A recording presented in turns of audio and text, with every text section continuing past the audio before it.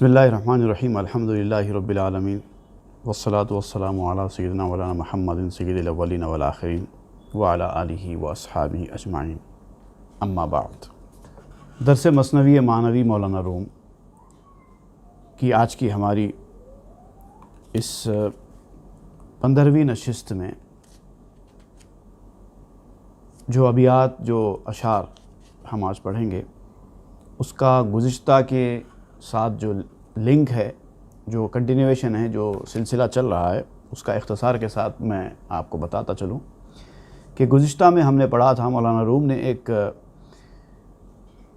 यहूदी बादशाह का क़िस्सा बयान किया था जिसमें बादशाह ने ईसाइयों को काफ़ी नुकसान पहुंचाया, उनकी जानें ली और मज़हबी तासुब उस बादशाह के अंदर इतना ज़्यादा था कि उसने अपने मज़हबी तासुब की बुनियाद पर ईसाइयों का काफ़ी क़त्ल-ए-आम करवाया।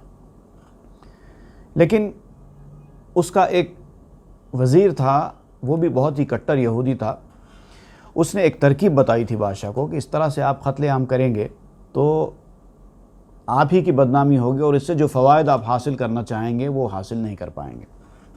तो उसके लिए बेहतर ये है कि एक ख़ास किस्म का तरीक़ा इख्तियार करें, एक टेक्निक इख्तियार करें और उस टेक्निक को ख़ातिर में लाकर मंसूबा बंदी के साथ, पूरी प्लानिंग के साथ उसको हम तैयार करेंगे और एक गेम प्लान बनाएंगे कि मैं आपके राइंदे दरगाह, यानी जिसको आपने धुतकार दिया है, वैसा मैं ईसाई बन जाता हूँ और आपने मुझको ईसाई समझकर महल से निकाल दिया, नुकसान पहुंचाया और मैं ईसाइयों में जाऊंगा, उनकी हमदर्दी हासिल करूंगा, उनसे घुल मिल जाऊंगा और उसके बाद फिर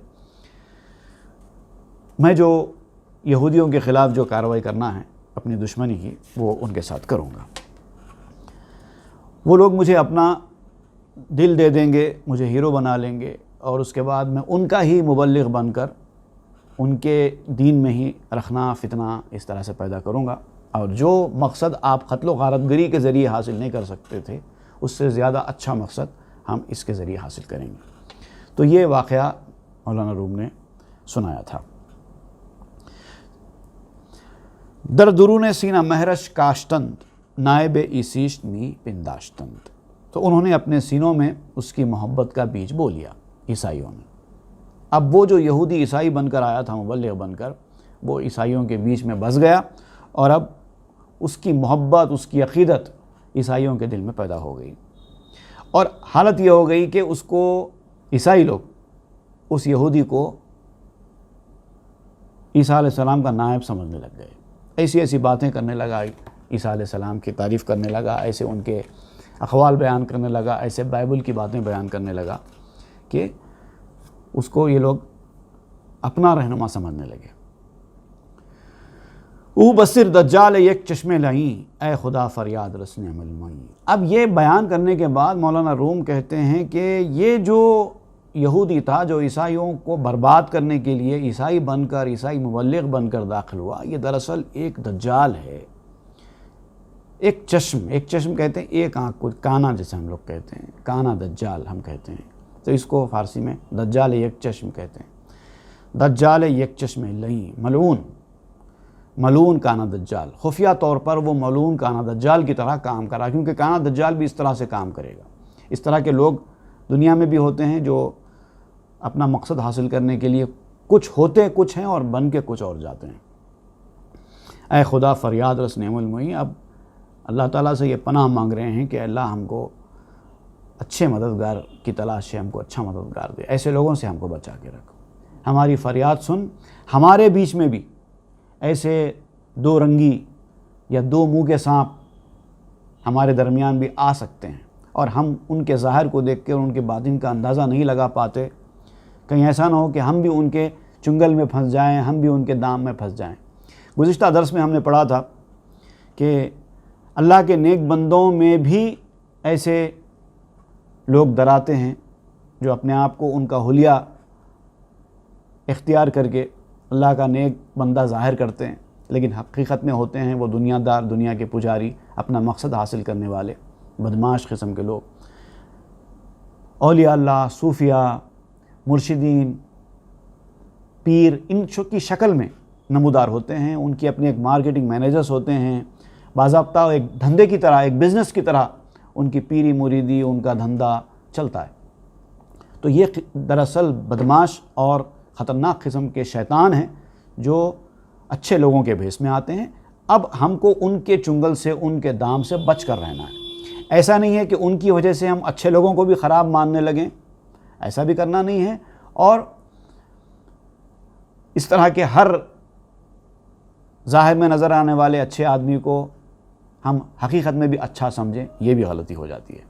تو اللہ سے پناہ مانگتے رہنا چاہیے. اچھے لوگوں کے ساتھ رہیں، اچھے لوگوں کی تلاش کرتے رہیں، یقیناً آپ کو اس سے فائدہ ہے. لیکن اللہ سے پناہ بھی مانگتے رہیں کہ اللہ ہم کو مکر و فریب والے لوگوں سے، جو اچھے لوگوں کا بھیس بنا کر برے لوگ ہمارے بیچ میں آ جاتے ہیں، اے اللہ ہم کو ان سے بچا کے رکھے. 100,000 دام و دانست اے خدا، ماں چو مرغان حریص و بے نوا. اے خدا، دنیا میں لاکھوں ہیں ایسے جال والے، دانہ ڈال کے آپ کو کھینچنے والے. یہ دانہ ڈالتے ہیں، انہیں اچھے باتوں کا دانہ، اچھے خیالات ظاہر کرنے والے الفاظ کا دانہ، اچھے لباس کا دانہ، اچھی باتوں کا دانہ، علم کا دانہ، یہ سب دانے ہیں جو ڈال کے آپ کو کھینچتے ہیں لوگ. لاکھوں ہیں ایسے. دراصل یہ ان کا جال ہے جو آپ کو شکار کرنے کے لیے ڈالا جاتا ہے. 100,000 دام و دانست اے خدا، ماں چو مرغان حریص و بے نوا. اور ہماری یہ حالت ہو گئی ہے کہ ہم لالچی بھوکوں کی طرح ہیں. تو جو آدمی بھوکا ہوتا ہے اور لالچی ہوتا ہے وہ تو دانہ دیکھتے ہی بھاگ جاتا ہے. بھوکے آدمی کو جب بہت زیادہ شدت کی بھوک ہوتی ہے کسی چیز کی، تو جو بھی کھانے کے لیے ملتا ہے وہ اس کی طرف لپک کے چلا جاتا ہے. تو ویسی دنیا والے بھی روحانیت کے بھوکے ہیں، لیکن ان کو پتہ نہیں ہے کہ اس میں اصل غذا کھلانے والا کون ہے اور دانہ ڈال کے آپ کو گھیرنے والا کون ہے، اس کی پہچان نہیں کر پاتے. اسی لیے جہاں دانہ نظر آتا ہے وہاں پر چلے جاتے ہیں اور شکار بن جاتے ہیں. تو اللہ تعالیٰ سے پناہ مانگتے رہنا چاہیے. دم بدم پابست دام نویم، ہر یکی گرباز و سی مرغ شویم. اب ہر وقت ہم لوگ نئے نئے جال میں گرفتار ہوتے جاتے ہیں. اگرچہ ہم سب باز اور سی مرغ بن جائیں. ایک قسم کا پرندہ ہوتا ہے سی مرغ. جیسے کہ جانوروں میں ایک جانور ہوتا ہے جس کے بارے میں مشہور ہے کہ بہت بڑا ہوتا ہے، اس کا وجود، اس کا ایگزسٹنس بھی لوگوں کو بھی پتہ نہیں ہے، خالی ایک تصوراتی ہے. کیا کہتے ہیں اس کو؟ ڈائناسور. تو جیسے ڈائناسور ہے ویسے پرندوں میں بھی ایک سیمر ہوتا ہے جو بہت بڑا پرندہ ہوتا ہے.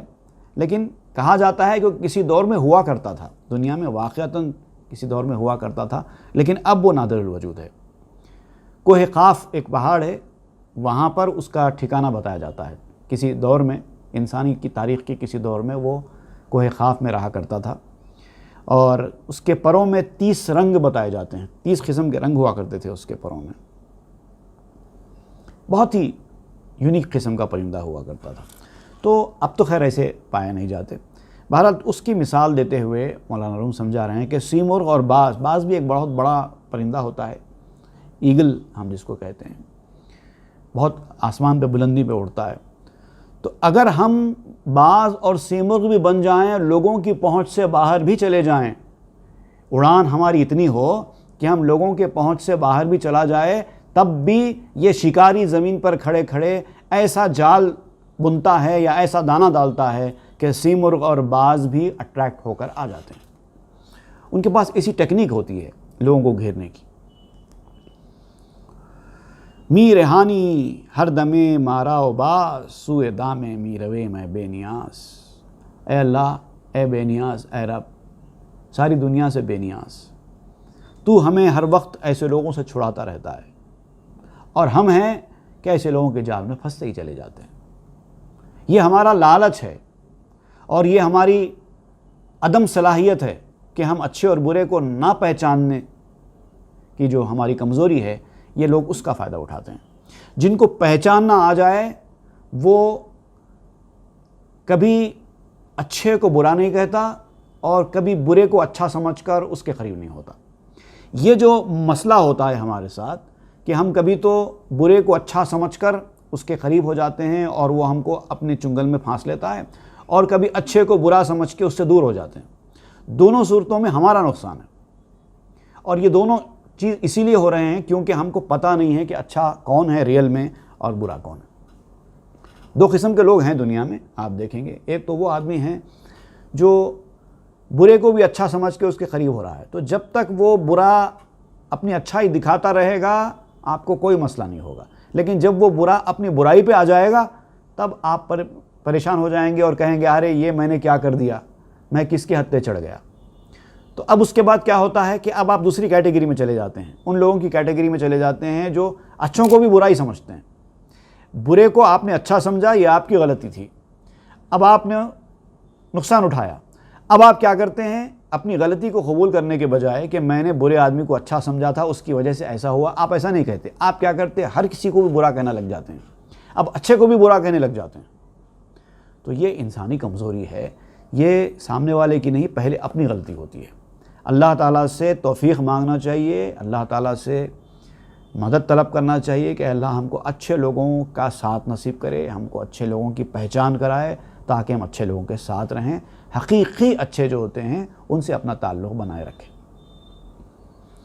تو اللہ تعالیٰ سے دعا کرتے ہیں تو اللہ تعالیٰ رہنمائی کرتا ہے اور آپ کو برے لوگوں کے چنگل سے بچاتا ہے۔ لیکن پھر ہماری کمزوریاں ہوتی ہیں کہ ہم پھر انہی کے چنگل میں جا کے پھنس جاتے ہیں، اور یہ کمزوری کیا ہے، سب سے پہلے ہوتی ہے لالچ۔ اب لالچ چاہے پیسے کی لالچ ہو یا عزت کی لالچ ہو یا کوئی اور چیز ہو جس کی لالچ ہو، لالچ جب انسان کے اندر آ جاتی ہے تب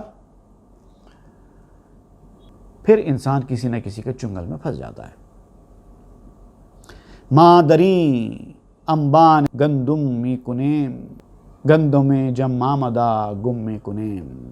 دیکھیے مثال دیتے ہیں، ہماری کیفیت ایسی ہے جیسے ہم ایک بورے میں گیہوں بھرتے ہیں، ایک تھیلا ہوتا ہے جس میں ہم گیہوں بھرتے ہیں، اور بعد میں ایک وقت کے بعد جب وہ بورا کھول کے دیکھتے ہیں تو گیہوں کم ہوتا ہے، یا یوں سمجھیے کہ ہم بورے میں گیہوں بھرتے ہی چلے جا رہے ہیں، روزانہ بھرتے جا رہے ہیں، لیکن وہ فل ہوتا ہی نہیں ہے، وہ فل ہوتا ہی نہیں ہے۔ تو کیوں نہیں ہوتا وہ بتاتے ہیں۔ می بیندے شیم آخر ماں بے ہوش کہیں خلل در گند مست از مکر ہو موش۔ جب ہم عقل سے سوچتے ہیں کہ آخر ایسا کیوں ہو رہا ہے، ہم تو اس بورے میں، ہم اس تھیلے میں گیہوں بھرتے جا رہے ہیں، ڈالتے جا رہے ہیں، روزانہ ڈال رہے ہیں، بھلے ہی 1 گلاس ڈال رہے ہوں گے، 2 گلاس ڈال رہے ہوں گے، لیکن کبھی نہ کبھی تو وہ فل ہونا چاہیے نا، وہ فل ہوتا ہی نہیں ہے۔ تو اب ہم جب عقل سے سوچتے ہیں کہ آخر ایسا کیوں ہو رہا ہے، تو جب ہم اس کی تحقیق کرتے ہیں، جا کے بورے کی تلاشی لیتے ہیں، تو آپ کو پتہ چلتا ہے کہ اس تھیلے کے کسی کونے میں ایک چوہے نے سوراخ کر دیا ہے، اور وہاں سے وہ گیہوں یا تو باہر گرتا جا رہا ہے یا چوہا اس کو اپنی غذا بناتا جا رہا ہے۔ آپ تو یہ سمجھ کے ڈالتے جا رہے ہیں کہ اب میرا تھیلا بھر رہا ہے، لیکن پیچھے سے خالی ہوتا چلا جا رہا ہے۔ موش تا انبان ما حفرہ زدست اسفنش انبار ما ویراں شدست۔ موش جو ہے چوہے کو کہتے ہیں، چوہے نے ہمارے بورے میں سوراخ کر لیا ہے، ہمارے تھیلے میں چوہے نے سوراخ کر لیا ہے، اور اس کی اس شرارت سے، اس کی اس بدماشی سے سارا ہمارا ذخیرہ، ہمارا خزانہ برباد ہو گیا۔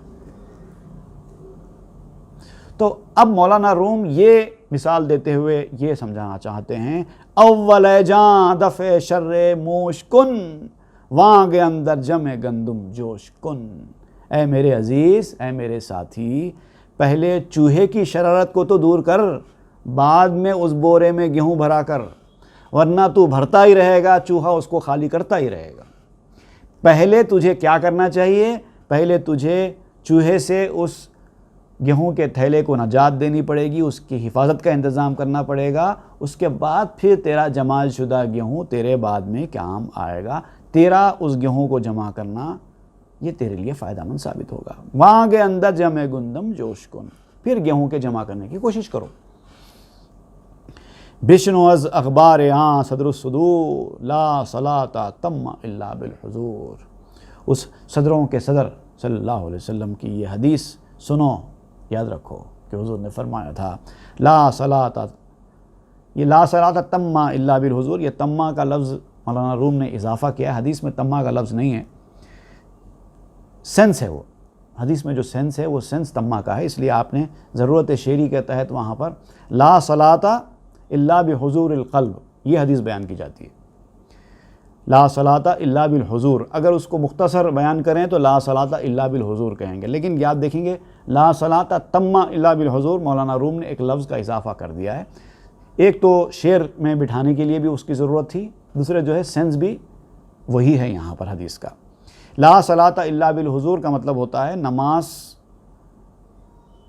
حضوری کے بغیر نہیں ہوتی، یعنی دل کے حاضر ہوئے بغیر نہیں ہوتی، یہ مطلب ہے، تو اسی کو بیان کرتے ہیں لا صلاۃ تما بالحضور، یعنی کوئی نماز حضوری قلب کے بغیر ختم نہیں ہوتی، مکمل نہیں ہوتی، تمام نہیں ہوتی، اس کو اور وضاحت کے ساتھ بیان کرتے ہیں۔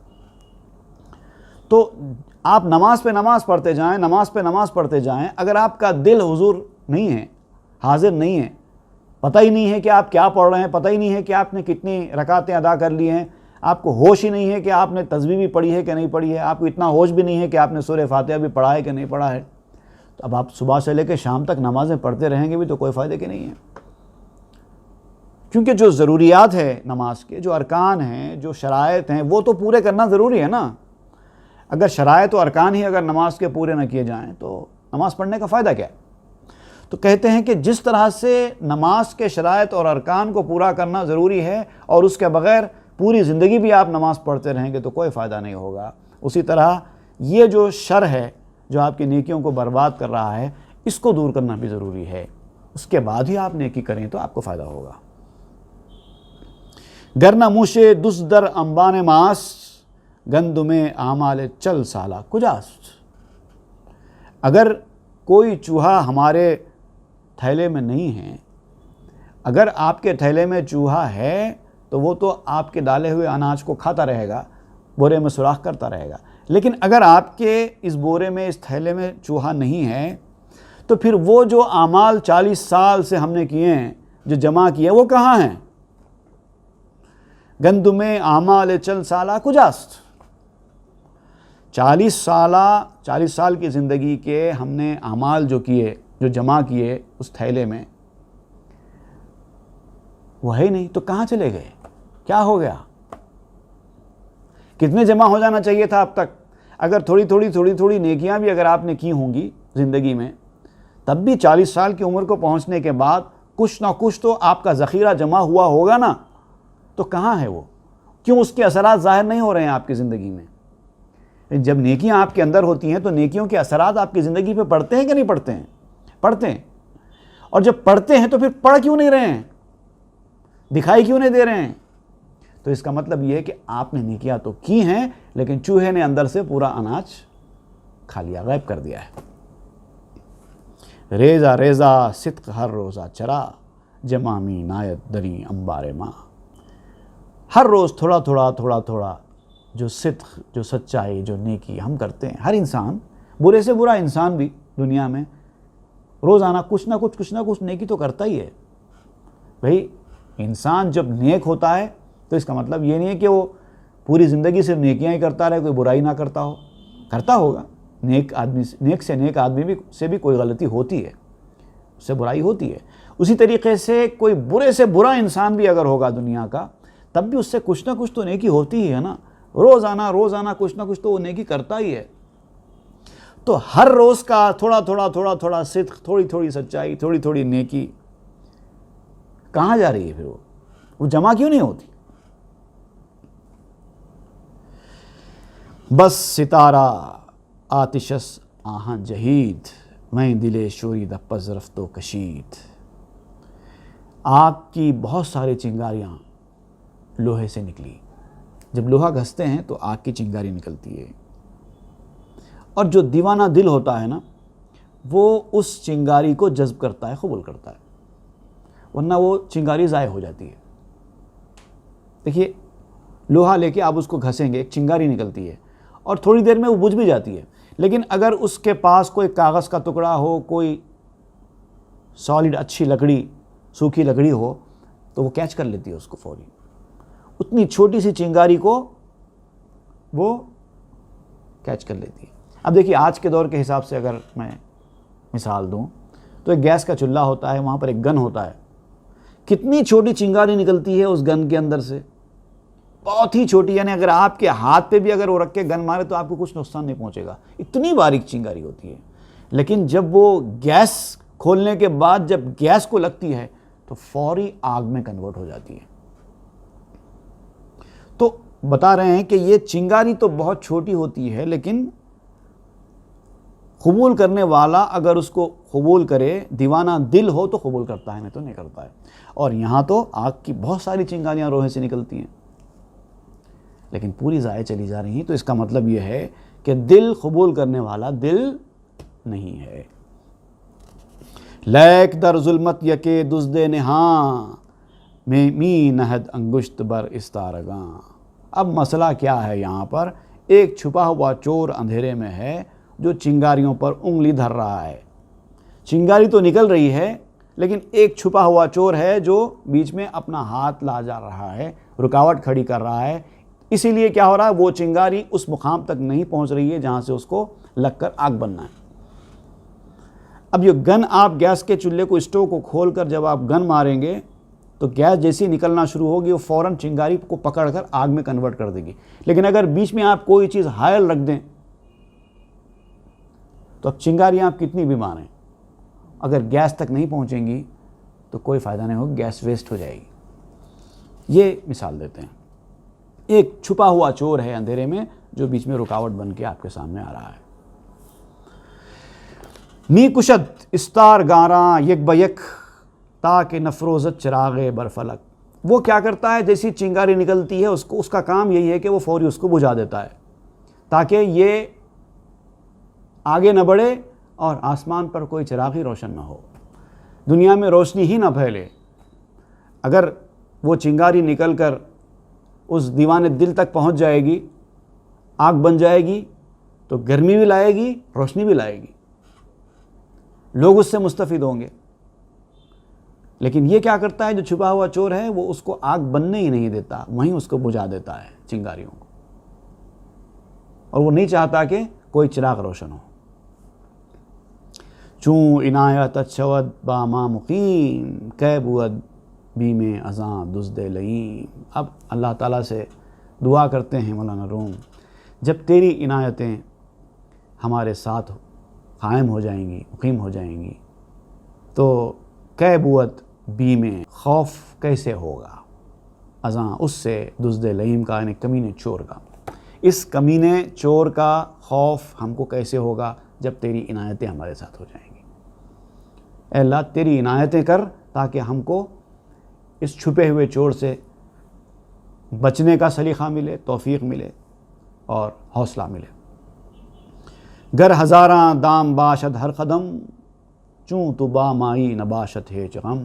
اگر ہر قدم پر ہزاروں جال ہوں, اگر ہر قدم پر ہمارے ہزاروں جال, ہزاروں دشمن, ہزاروں پریشانیاں بھی ہوں, تب بھی تو اگر ہمارے ساتھ ہے تو ہم کو کچھ غم نہیں ہے.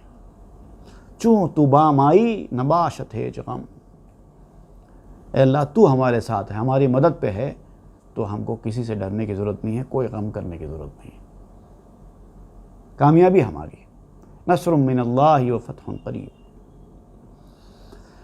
ہر شب ازدام تن ارواح را می رہانی می کنی الواح را. جب روحوں کو, دیکھیے بڑی خوبصورت بات آپ یہاں پر کہتے ہیں, ہر شبے, ہر رات کو, از دام تن, ہمارے تن کے جال سے, ارواح را, روحوں کو ہر رات ہمارے بدن کے اس پنجرے میں سے می رہانی, تو رہا کر دیتا ہے. می کنی الواح را, تختیاں اکھاڑ دیتا ہے. یعنی انسان جب سو جاتا ہے تو وہ کیفیت بیان فرما رہے مولانا روم. جب انسان سو جاتا ہے تو اس کی روح اس کے جسم سے نکلتی ہے. ویسا نہیں کہ جیسے موت میں نکلتی ہے, وہ تو پورا کا پورا تعلق ہی توڑ لیتی ہے موت میں روح. نیند میں تعلق نہیں ٹوٹتا, جسم کے ساتھ روح کا تعلق بالکل نہیں ٹوٹتا, بالکل جڑا ہوا ہوتا ہے, لیکن بہرحال روح نکلتی ہے. ایک خاص انداز ہے اس کا روح کے نکلنے کا جو نکلتی ہے, اور فریکشن آف سیکنڈ کے اندر واپس بھی آ سکتی ہے۔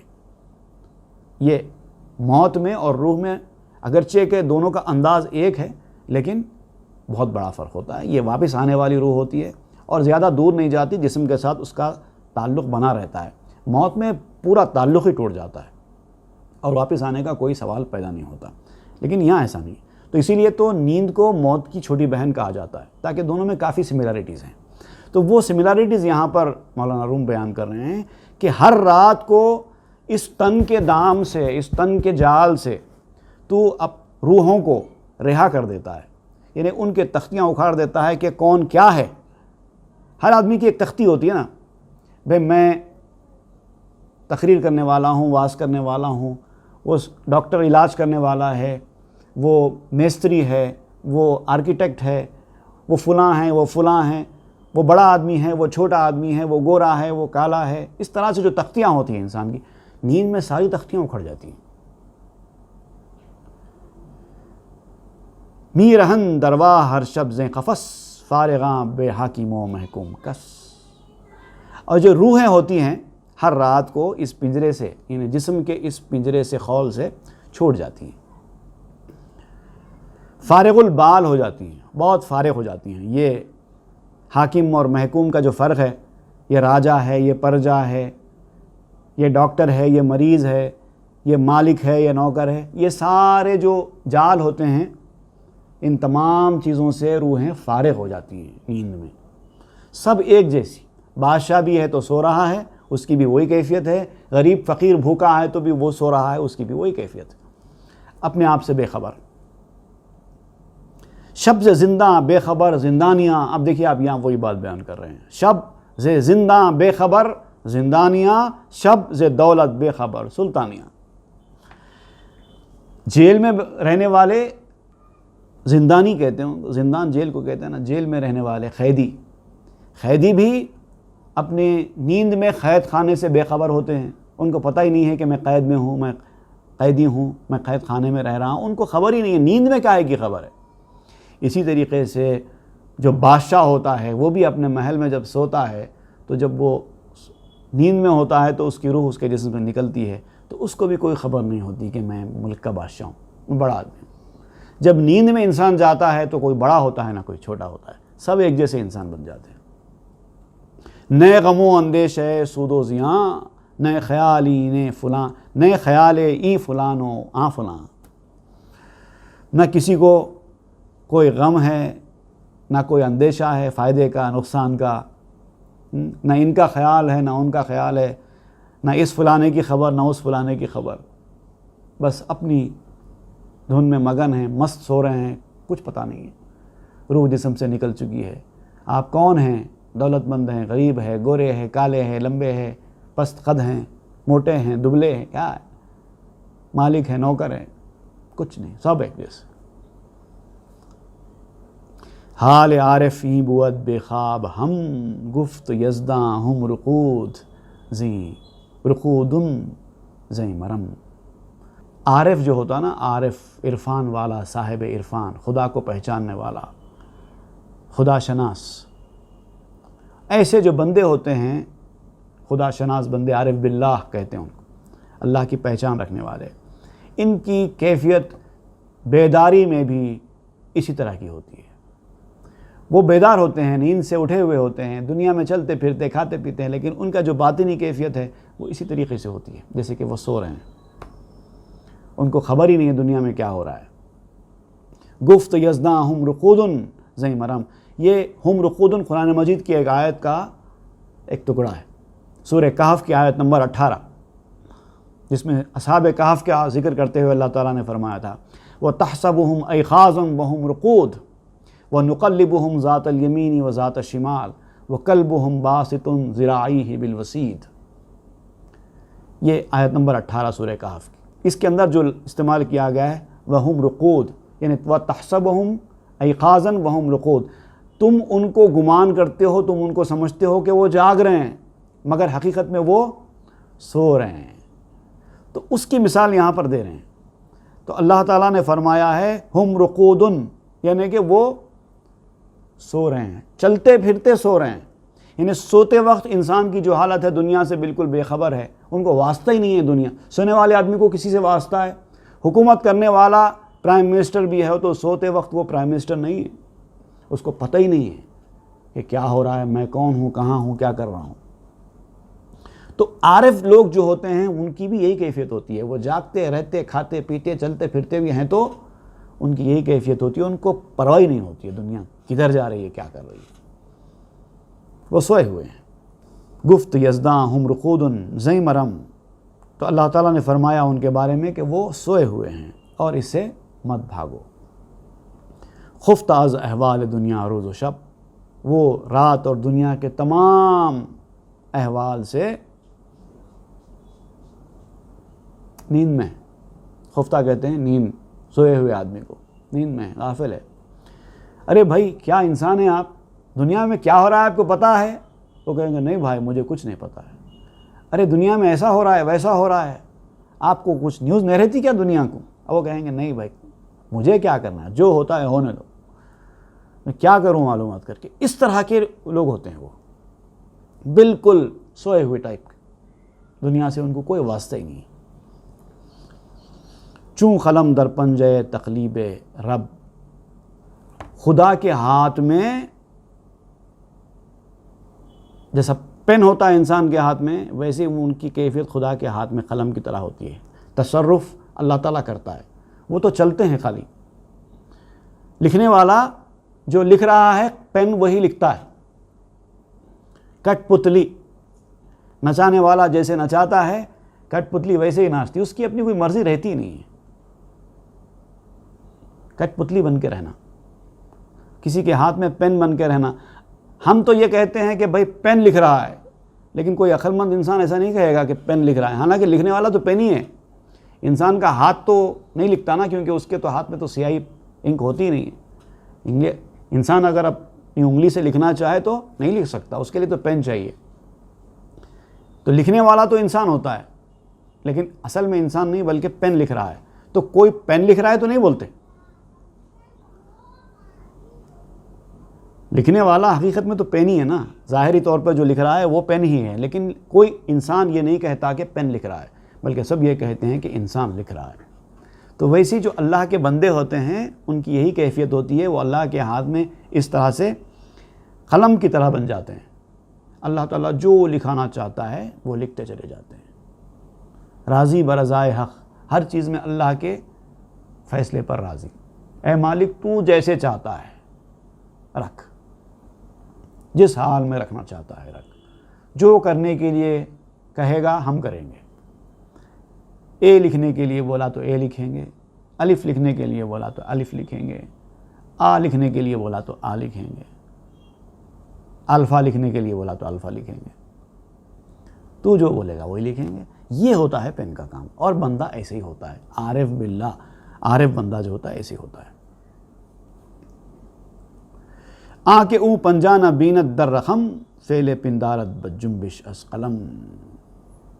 اور وہ آدمی جو لکھنے میں ہاتھ کو نہیں دیکھتا، صرف پین کو دیکھتا ہے، جس کی نظر لکھنے والے کے ہاتھ کی طرف نہیں ہے، وہ خالی پین کے نچلے حصے کو دیکھ رہا ہے، تو وہ تو یہی سمجھتا ہے کہ پین لکھ رہا ہے. وہ فعل پین کا فعل سمجھتا ہے. حقیقت میں وہ پین کا فعل نہیں ہوتا بلکہ لکھنے والے کا فعل ہوتا ہے. تو انسان بھی اللہ کے نیک بندوں کے اعمال کو یہی سمجھتا ہے کہ وہ انسان کا فعل ہے، کیونکہ اس کو نظر ہی اتنا آ رہا ہے. وہ سمجھتا ہے کہ یہ انسان یہ کام کر رہا ہے، لیکن اس کو یہ خبر نہیں ہوتی کہ وہ تو محض پین ہے. پین کے اوپر ہاتھ کسی اور کا ہے، وہ لکھا رہا ہے تو یہ لکھ رہے ہیں. یہ ہوتے ہیں عارف لوگ. اب یہ عارف لوگ اور کیسے ہوتے ہیں، اس کی تفصیل انشاءاللہ ہم آئندہ کے درس میں پڑھیں گے. وصلی اللہ تعالیٰ علی خیر سیدنا محمد و آلہ وصحبہ اجمعین والحمد للہ رب العالمین.